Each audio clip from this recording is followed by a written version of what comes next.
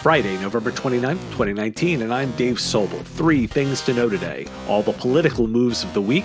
Did the Russian trolls' tweets work? And PC makers blame Intel for the revenue problems. This is the business of tech.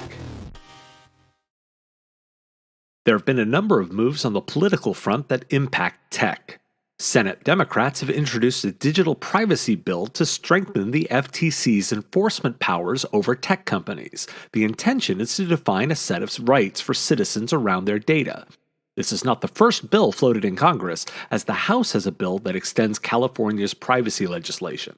The White House has proposed that the U.S. Commerce Secretary be able to block imports of any technology deemed to pose a potential national security threat under sweeping new plans proposed by the Trump administration. The previously reported rules require the personal approval of Commerce Secretary Wilbur Ross for sensitive transactions. And Apple has come into trouble with lawmakers who believe the company is using privacy as a shield for anti-competitive behaviors, with the House Judiciary Antitrust Subcommittee issuing statements this week. Why do we care? Regulation's coming, you can see the lights coming, and rather than have it be a train running you over, have it be a platform for change. Between the contract for the web Monday, numerous privacy stories on Wednesday, and these stories now, it's clear technology is being commented on for more than just the technology itself. This can be an opportunity, as the opportunity is to lead here, and the question is which organizations will do so and to what end. A study has been released by researchers at Duke University and published this week that measures the impact of Russian agents using social media to affect political views of Americans. The study finds that the answer, at least on Twitter, is no, and the authors offer that the primary impact is those who encounter Russian trolls are the ones who are already most entrenched in their partisan views.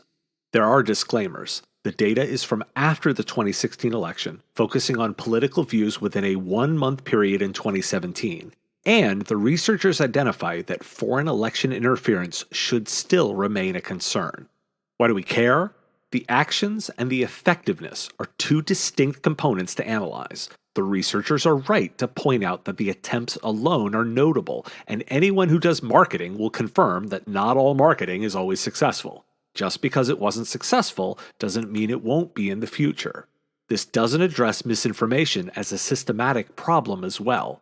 Finally, this is a very small sample and focuses just on Twitter. Are the trolls simply bad at their jobs? Or is this route ineffective as a strategy? The larger question remains of how the spread of misinformation remains a systematic problem and one society will need to address. A shared set of facts remains a cornerstone of a functional society and seems to be less and less a reliable constant. PC makers have specifically called out Intel, as Dell and HP named the company's supply issues as responsible for problems in their earnings calls. Last week, Intel told customers it was running short on PC processors.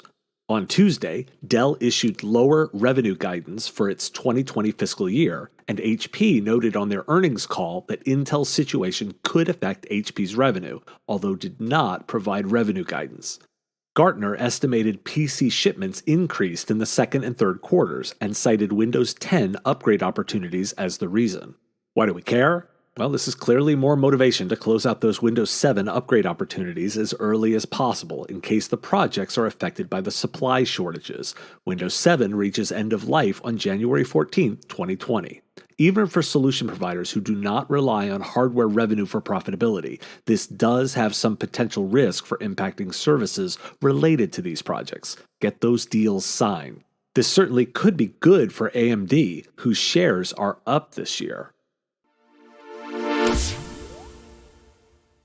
Today's episode was brought to you by the Killing It podcast. Episode 35 is out, the discussion about cultural norms after the discussion of AI ethics. The guys move into how Google constantly adjusts its algorithm, and a listener topic about companies that negotiate or pay off ransomware. Should you or your clients negotiate with the criminals? 3 experts, 3 topics, 30 minutes, and 1 focus on making money in IT. Catch the show in your favorite podcatcher or on mspradio.com. Thanks for listening to The Business of Tech. I'll be in London Monday, Tuesday, and Wednesday of next week, and if you'll be at Channel Evolution Europe, I'd love to see you there. Find me at my 2 panel sessions. Otherwise, have a great weekend, and I will see you all on Monday.